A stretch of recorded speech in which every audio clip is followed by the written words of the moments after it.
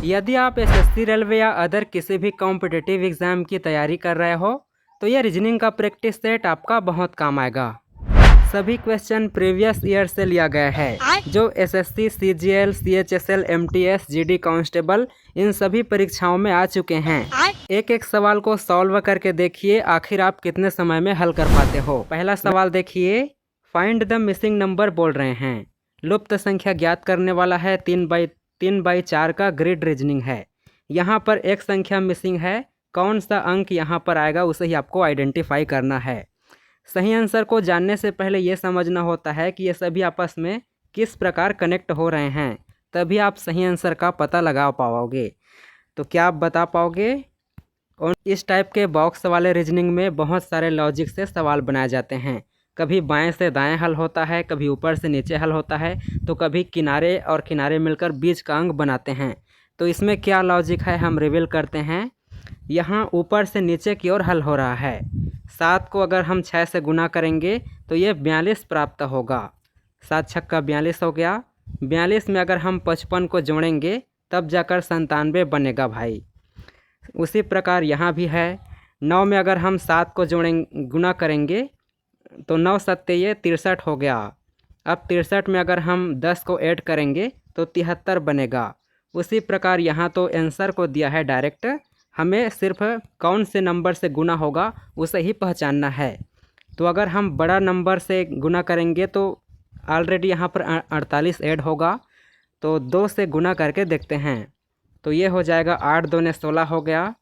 16 में अगर हम 48 को ऐड करेंगे तो ये हो जाएगा 64। इसका मतलब ऑप्शन ए सही उत्तर है। अगला सवाल देखिए, ये कोडिंग डिकोडिंग का है। एक कुड भाषा में मिशन को N64O लिखा है और टीज़ को U56F लिखा है, तो इसी कुड भाषा में नेस्टी को कैसे लिखा जाएगा बोल रहे हैं। ये क्वेश्चन CGL के एग्ज़ाम में आ चुका है, कंबाइंड ग्रेजुएट लेवल में आ चुका है। तो क्या आप इसे बता पाओगे इसका सही आंसर क्या होगा, इससे कौन सा ऑप्शन बनेगा। यहाँ पर हम एक चीज़ देख पा रहे हैं, M के बाद N आ गया है और N के बाद लास्ट में O आया है। तो इसमें भी सेम, और इसमें भी है। T के बाद U आ गया है, E के बाद F, तो इसमें भी होगा। N के बाद O आएगा, Y के बाद Z आएगा। लेकिन यहाँ पर B और D दोनों ऑप्शन में O और Z है। अब बीच वाले को कैसे पता करोगे, यही थोड़ा कठिन लॉजिक है। इसमें यह जो बीच का लेटर है इनके विपरीत के क्रम को जोड़ दिया गया है। जैसे I का विपरीत क्या होता है तो R होता है, S का विपरीत क्या होता है H होता है। R 18 नंबर पर आता है, H 8 नंबर पर आता है, और O का विपरीत होता है L 12 नंबर पर आता है। तो चलो सभी को जोड़ देते हैं। यहाँ पर R 18 हो गया प्लस S का H हो गया तो ये 8 हो गया, फिर 8 डबल है S, और I हो गया, फिर I का विपरीत 18 तो 8, O का L विपरीत होगा तो 12 होगा। अगर हम इन सभी को जोड़ेंगे तो 64 ही बनेगा भाई। उसी प्रकार यहाँ भी रूल लागू करेंगे। A का विपरीत होता है Z, S का विपरीत हो जाएगा H और 8 होगा। तो इन सभी को हम जोड़ेंगे तो ये D वाला ऑप्शन प्राप्त होगा, O41Z होगा। अगला सवाल देखिए, ये नंबर सीरीज का सवाल है। लास्ट में यहाँ पर क्वेश्चन मार्क के स्थान पर इन चारों में से कौन सा अंक आएगा बोल रहे हैं। तो क्या आप बता पाओगे ये सीरीज आखिर किस प्रकार आगे बढ़ रहे हैं। यहाँ पर साफ दिख रहा है कि 227 226 आया है तो एक माइनस हुआ है। उसके बाद 218 आ गया है तो यहाँ पर 8 माइनस हुआ है। अब 218 के बाद 191 आ गया है तो यहाँ 27 माइनस हुआ है। तो हम क्या देख पा रहे हैं, एक हिसाब से ये एक का क्यूब हो गया, ये तो 2 का क्यूब हो गया, और ये 3 का क्यूब हो गया। उसी प्रकार अगला जो आएगा वो 4 का क्यूब हो सकता है, मतलब हाँ है 4 का क्यूब होता है 64, तो 191 में हम 64 माइनस करेंगे तो 127 प्राप्त होगा। अब अगला साफ दिख रहा है, यहाँ पर 5 का क्यूब होगा। 5 का क्यूब कितना होता है तो 125 होता है। अब 127 में हम 125 माइनस करेंगे तो ऑप्शन सी ही प्राप्त होगा 2। तो सही उत्तर ऑप्शन सी है। अगला सवाल देखिए, ये लेटर सीरीज का है। ये श्रृंखला आपस में किस प्रकार कनेक्ट है और क्वेश्चन मार्क के स्थान पर इन चारों में से कौन सा आएगा उसे ही आपको पहचानना है। ये सवाल भी एसएससी एमटीएस 2023 में आ चुका है 3rd शिफ्ट में। तो क्या आप बता पाओगे? बहुत सिंपल है। देखो ई के बाद क्या आ गया है, एच आ गया है, एच के बाद क्या आ गया है, तो यहाँ पर 2 को छोड़कर आगे बढ़ रहे हैं। ई के बाद एफ आता है, फिर जी, एफ जी यहाँ पर मिसिंग है। एच के बाद आई जे यहाँ पर मिसिंग है। उसके बाद यहाँ पर एल एम मिसिंग है। अब अगला जो आएगा एन के बाद ओ पी मिसिंग हो जाएगा। नहीं, एन के बाद क्या आएगा, ओ पी मिसिंग हो जाएगा।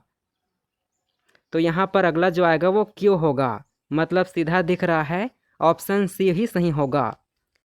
एग्ज़ाम में इस टाइप का सवाल आएगा तो जल्दी सॉल्व करने के लिए बस एक श्रृंखला को देखना आखिर ये कितने क्रम में आगे बढ़ रहे हैं, क्योंकि और तो क्यू यहाँ पर नहीं दिख रहा है, सिर्फ एक है, मतलब यही होगा। आइडेंटिफाई करने के लिए और आप बीच को भी पता कर सकते हो। ये बीच वाले जो है वो 2 माइनस होते हुए जा रहा है 2 के क्रम में। तो ठीक है, अगला देखते हैं।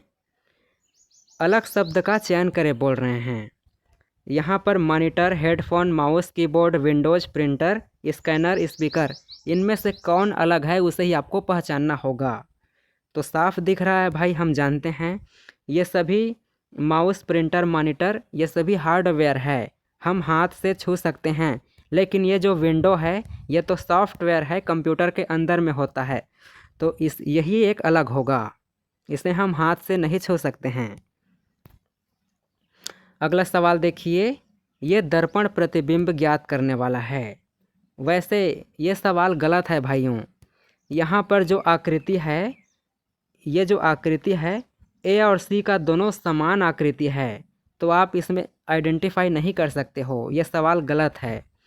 इन दोनों आकृति को आप देखोगे तो दोनों में कोई अंतर नहीं है, तो किसे हम बताएंगे कि कौन अलग है। वैसे दर्पण प्रतिबिंब का रोल होता है ये बाएं का दायां भाग बलतता है, दर्पण इस साइड में है, तो इसे हटाओ इस सवाल को। अगला देखो, कितने कपड़े पतलून हैं बोल रहे हैं। ये वेन डायग्राम का है। ये तो वैसे सिंपल है। वेन डायग्राम के सवाल में आपको पहले आइडेंटिफाई करना होता है कि प्रश्न में क्या बोला है। मान लो ये वर्ग आयत है, ये पतलून में आता है, इसके अंदर में जो भी अंक है वो सभी पतलून में आएगा। ये त्रिभुज बना है, इसके अंदर में जितने भी अंक है वो सभी कपड़े में आएंगे। सर्कल बना हुआ है वो कमीज में आ रहा है, सवाल में कमीज का कोई रोल नहीं है, तो हमें बस कपड़े पतलून को आइडेंटिफाई करना है। तो ये देखो ये 4 हो जाएगा, ऑप्शन सी सही उत्तर होगा, क्योंकि ये कपड़े में भी अटैच है और पतलून में भी अटैच है, दोनों में जुड़ा है।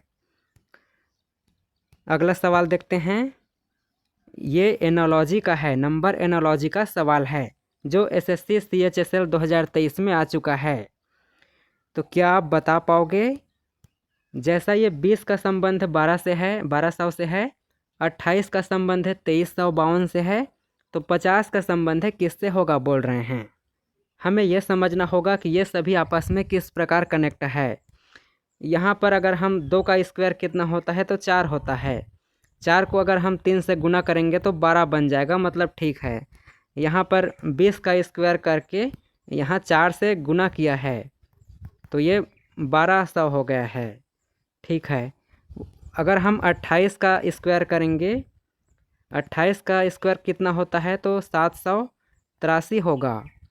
783 को अगर हम 3 से गुना करेंगे तो इतना प्राप्त होगा, 2352 प्राप्त होगा।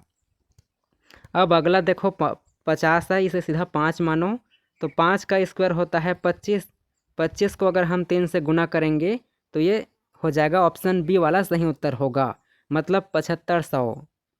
अगला सवाल देखिए, ये मैथमेटिकल ऑपरेशन वाला है।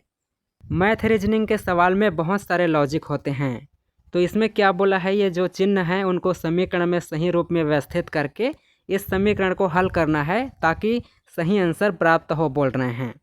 तो इसका डी वाला ऑप्शन ही सही होगा। चलो हम इसको लगाते हैं और हल करके दिखाते हैं।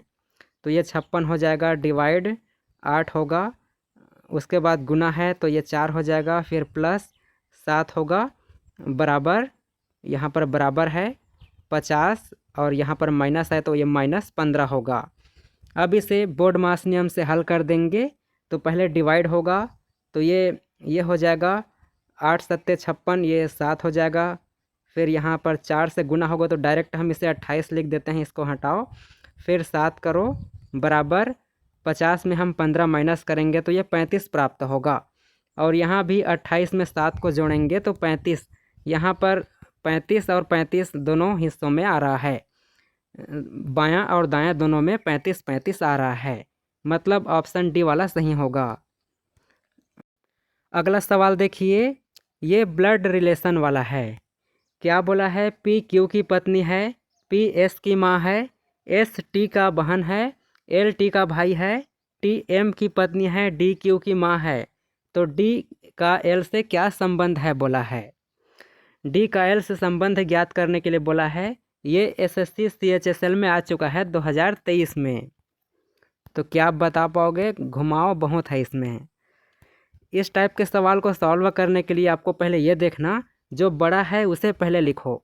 जैसे कि डी क्यू की माँ है तो यहाँ पर डी को माँ लिखो, और फिर क्या है, ये पी क्यू पत्नी है, पी क्यू की पत्नी है बोल रहे हैं, और यहाँ पर डी क्यू की माँ है तो हमें पी क्यू जो है वो पति पत्नी को भी यहाँ पी क्यू पति पत्नी को लिखो। अब ये हो गया।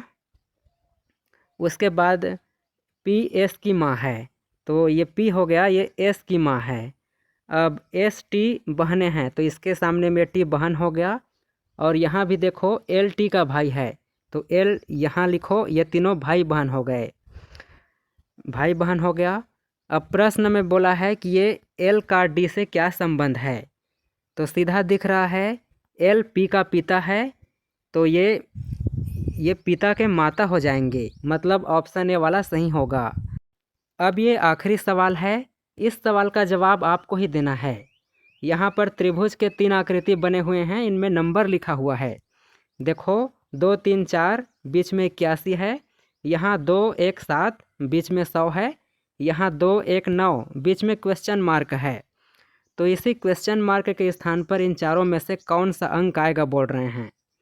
ये बहुत सिंपल है, अगर आपको इसका आंसर पता नहीं है तो एग्ज़ाम देने मत जाना भाइयों, बुरा लगेगा सॉरी, लेकिन सचमुच ये बहुत सिंपल है। इस तैयारी करने वाले इसको कुछ ही सेकंड में बता देंगे। तो ठीक है, कमेंट में अपना आंसर छोड़ देना, और चैनल को जो नए हैं वो सब्सक्राइब कर लीजिए। डेली रीजनिंग का प्रैक्टिस चैलेंज वीडियो अपलोड होगा।